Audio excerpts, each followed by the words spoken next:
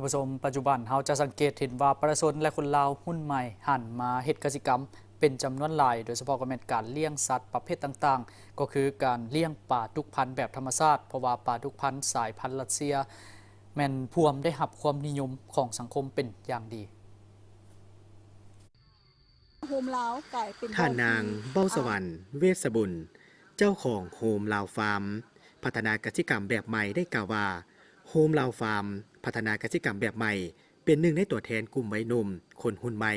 ที่หันมาสนใจในการปลูกฝังเลี้ยงสัตว์โดยเฉพาะปลาดุกพันธุ์เพื่อสร้างรายได้ให้ชุมชนของตนเองซึ่งในเบื้องต้นฟาร์มจะเลี้ยงเพื่อส่งขายตามท้องตลาดภายในประเทศอยู่ฟาร์มแห่งนี้นอกจากเลี้ยงปลาดุกแล้วยังสุกยูส่งเสริมผู้ที่มีความสนใจในการเลี้ยงปลาดุกพันธุ์พร้อมกันนั้นยังมีแนวพันธุ์ปลาดุกหัวอาหารและเทคนิคการเลี้ยงการให้อาหารการบำบัดน้ำและการบำบัดรักษาไว้ตอบสนองเติมอีก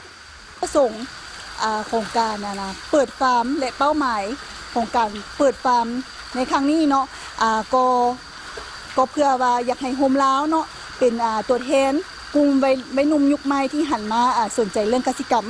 และเพื่ออยากขับเคลื่อนเรื่องเศรษฐกิจของคนลาวเนาะที่เป็นผลิตภัณฑ์ของคนลาวเฮ็ดเองนำไส้เองและเพื่ออยากสร้างรายได้ให้แก่ชุมชนของตัวเองเนาะผลิตภัณฑ์ของพวกเขาเนาะอาจจะสุ่มใส่เรื่อง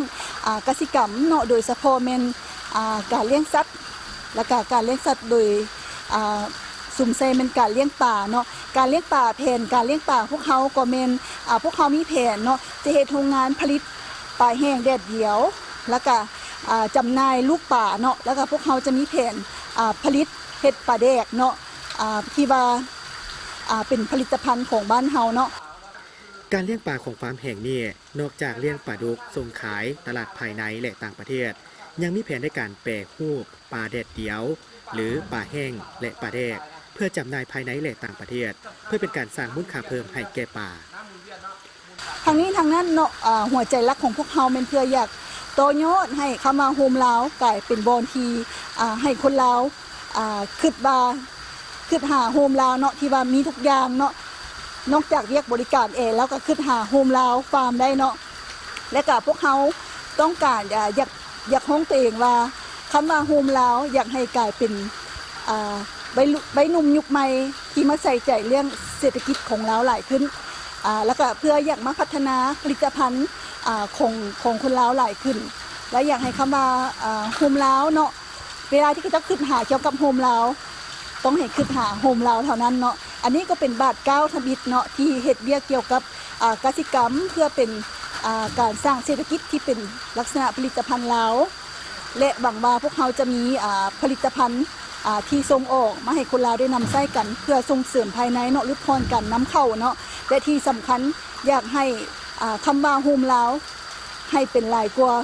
ผลิตภัณฑ์ลาวเนาะและอยากให้โฮมลาวกลายเป็นความภาคภูมิใจของคนลาวจุดประสงค์ของฟาร์มก็เพื่อเป็นการส่งเสริมให้คนลาวหุ่นใหม่และผู้ที่มีความสนใจอยากเฮ็ดธุรกิจเกี่ยวกับกสิกรรมโดยเฉพาะก็แม่นการเลี้ยงปลาดุกพันธุ์แบบธรรมชาติและใหญ่ไวเพื่อเป็นการสร้างรายรับให้แก่ครอบครัวทางเป็นการลดผ่อนการนำเข้าปลาดุกจากต่างประเทศและเป็นการประกอบส่วนในการสร้างวิกฤตงานทำให้แก่ประชาชนตื่นอีก